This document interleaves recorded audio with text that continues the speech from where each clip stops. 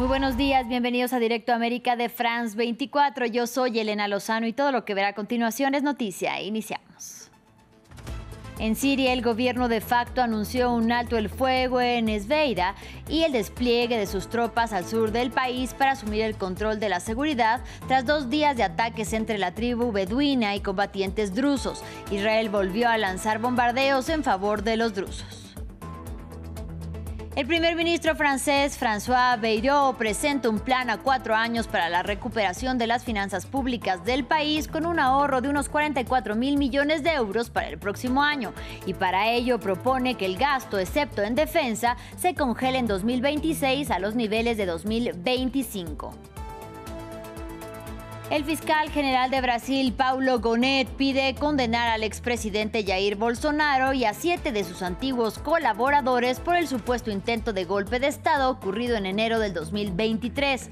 Los acusados se enfrentan a penas que oscilan entre los 12 y 40 años de cárcel.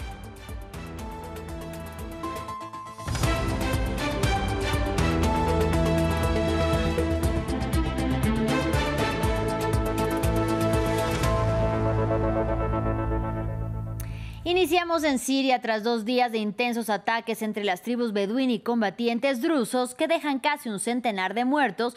El gobierno de facto de Ahmed al-Shara anunció un alto al fuego en la ciudad de Esbeida y el despliegue de sus tropas al sur del país, esto para asumir el control de la seguridad. Israel, por su parte, lanzó nuevamente bombardeos en favor de los drusos. Recordemos que Tel Aviv ocupa desde 1967 una parte de los altos del Golán pertenecientes a Siria. Ampliamos a continuación. En las primeras horas de la mañana, las fuerzas gubernamentales sirias entran en la ciudad de Esbeida. Tras 2 días de enfrentamientos entre combatientes drusos y tribus beduinas, el gobierno central decidió intervenir. Nuestro objetivo es proteger a los habitantes en caso de que no entren en combate contra las fuerzas del Ministerio de Defensa del gobierno actual. Nuestra misión principal es proteger a los civiles de las bandas que están causando estragos en la ciudad. Unas horas antes, las fuerzas gubernamentales ya habían tomado el control de Al-Mazrah, oficialmente para desarmar a los grupos que operan al margen de la ley, a pesar de las amenazas israelíes. Estos antiguos aliados de la comunidad drusa no dudaron en golpear los tanques de las fuerzas gubernamentales como advertencia. La presencia de estos activos en el sur de Siria podría suponer una amenaza para el Estado de Israel. El ejército israelí no permitirá que se establezca una amenaza militar en el sur de Siria y actuará contra ella. Las tensiones entre drusos y beduinos no son nada nuevo en la región. En abril y mayo pasados, decenas de personas murieron en enfrentamientos. También en este caso, Israel había dado su apoyo a la comunidad drusa. Esta minoría es una rama lejana del Islam chiita, repartida entre Líbano, Siria e Israel. Tiene 700.000 seguidores en Siria. La cuestión de su integración en las Fuerzas Armadas de la Siria post-Bashar al-Assad es, como la de demás minorías del país, una fuente recurrente de tensiones en el establecimiento de la nueva Siria. Continuamos en Medio Oriente. El ejército de Israel bombardeó el este de Líbano, causando la muerte de 12 personas y entre ellas 5 combatientes de Hezbollah, bajo el argumento de haber identificado instalaciones de la fuerza Radwan, la unidad de élite del grupo. Según un comunicado, los complejos habrían sido utilizados como centros de entrenamiento militar y también de almacenamiento de armas, en los que supuestamente el grupo chiita entrenaba y planificaba ataques terroristas contra Israel. Desde Beirut, nuestra corresponsal Etel Bonet nos amplía la información. Israel intensifica sus ataques en el Líbano. En las últimas horas, su fuerza aérea ha bombardeado varios objetivos de Hezbollah en el valle de la Bekaa, al este del país. Según el ejército israelí, los ataques se dirigieron contra campamentos de la unidad de élite Radwan, donde asegura se almacenan armas, se entrenan combatientes y se planifican operaciones contra Israel. También hablan de actividades de rehabilitación y ejercicios con armamento pesado. Los bombardeos se producen en un momento clave, justo cuando Estados Unidos acaba de responder al documento que el gobierno libanés presentó con su postura sobre la hoja de ruta para el desarme de Hezbollah. Esta propuesta, que lleva meses sobre la mesa, forma parte de los esfuerzos de Washington para reducir las tensiones después de más de un año de guerra entre Israel y el partido chií. Pero la administración Trump no ha quedado satisfecha. Fuentes cercanas a la investigación aseguran que la Casa Blanca está decepcionada con el texto libanés, ya que solo menciona el sur del Litani sin plazos ni compromisos concretos, y Washington esperaba una postura más ambiciosa que incluyera también el control de la frontera con Siria, el norte del país y el desarme de otras facciones armadas como los grupos palestinos. Desde Beirut, en cambio, se define la respuesta como un punto de partida realista. Pero Estados Unidos no quiere una negociación abierta sin límite de tiempo y ya lo ha dejado claro. Hezbollah, por su parte, se mantiene firme, rechaza cualquier diálogo directo con Estados Unidos y afirma que solo negociará con el Estado libanés. Además, considera que no hace falta ningún nuevo acuerdo para ellos, ya que el alto el fuego alcanzado en noviembre de 2024 define las reglas del juego actuales. En otro frente de guerra que mantiene abierto Israel en la Franja de Gaza, el ejército israelí continúa con su ofensiva. En las últimas horas mató al menos 20 palestinos en un campo de refugiados en la ciudad de Gaza. Según las Naciones Unidas, al menos 875 personas murieron por fuego israelí en las últimas 6 semanas cerca de los puntos de ayuda humanitaria, y el 100% de la población está en riesgo de hambruna.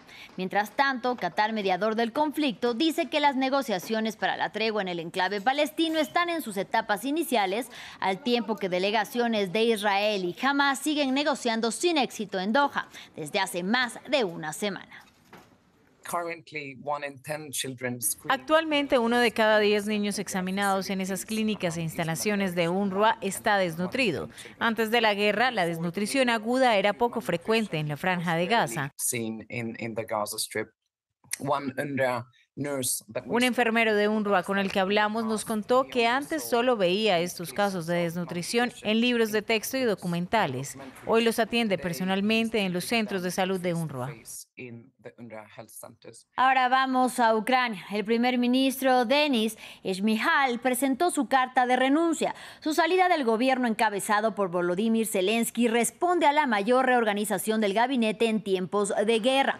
En su lugar fue nombrada como premier la ex viceprimera ministra Yulia Sviridenko, quien tendrá las tareas clave de aumentar la producción de armas nacionales e implementar reformas con el objetivo de liberar el potencial económico de Ucrania, según dijo Zelensky en un mensaje de Telegram.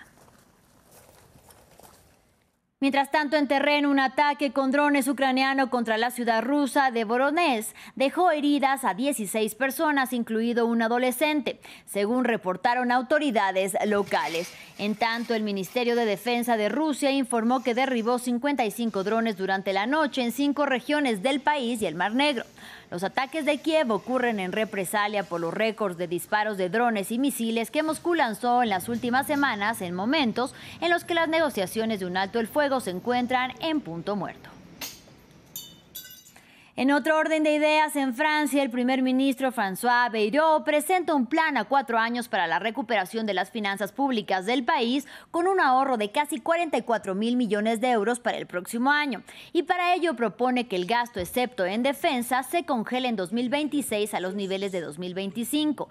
También plantea que 1 de cada 3 funcionarios públicos que se jubilen no serán reemplazados y que el crecimiento del gasto social y sanitario se reducirá a la mitad, así como que las prestaciones sociales y el impuesto sobre la renta no se ajustará a la inflación del 2026. Sin embargo, recordemos que Bayrou no cuenta con una mayoría parlamentaria para la aprobación de su plan. Seguimos en Francia, donde el reclutamiento de jóvenes para alistarse al ejército toma peso en la agenda del presidente Emmanuel Macron, quien busca duplicar el número de reservistas en los próximos 10 años hasta los 105.000. Se espera que el gobierno emita un primer borrador de este plan a finales de año, aunque ya se especula con la reintroducción del servicio militar nacional, que ahora sería de carácter voluntario. Ampliamos a continuación. Más soldados y rápidamente. Ese es uno de los principales objetivos de Emmanuel Macron para las Fuerzas Armadas francesas. Esta exhibición forma parte del objetivo del presidente de animar a la gente a unirse como soldados reservistas. Prefiero asumir el riesgo y ofrecerme como voluntario antes que quedarme al margen y no participar si pasa algo. Es como asumir una nueva vida. Pasar 5 meses en un barco fue extraordinario. Tienes que estar disponible, pero es extremadamente gratificante. Obtienes experiencia directa con las responsabilidades que conlleva. El presidente quiere más que duplicar el número de reservistas en los próximos 10 años, pasando de poco menos de 45.000 a finales del año pasado a 105.000 para 2035. Con un público objetivo claro en mente.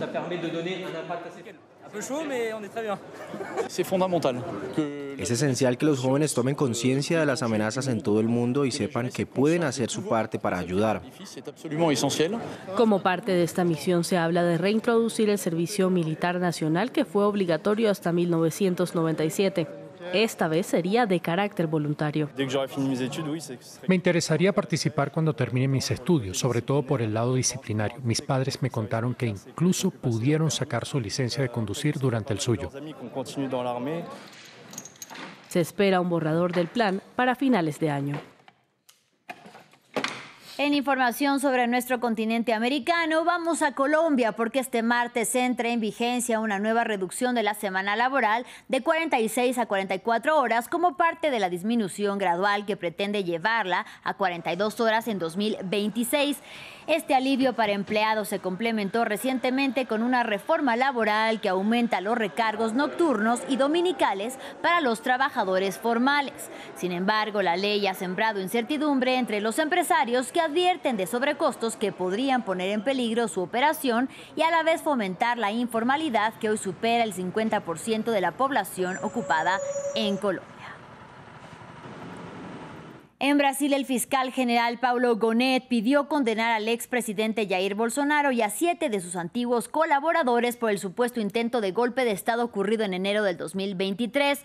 Los acusan de golpe de Estado, organización criminal armada, tentativa de abolición violenta del Estado Democrático de Derecho, daño cualificado por violencia grave o amenaza y deterioro de patrimonio protegido.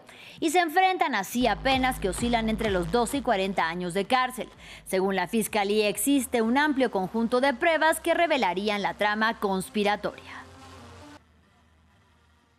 Y de Brasil vamos a Estados Unidos con el levantamiento de la orden que reclamaba el reintegro de cerca de 1.400 trabajadores que fueron despedidos del Departamento de Educación como parte de las medidas de la administración de Donald Trump.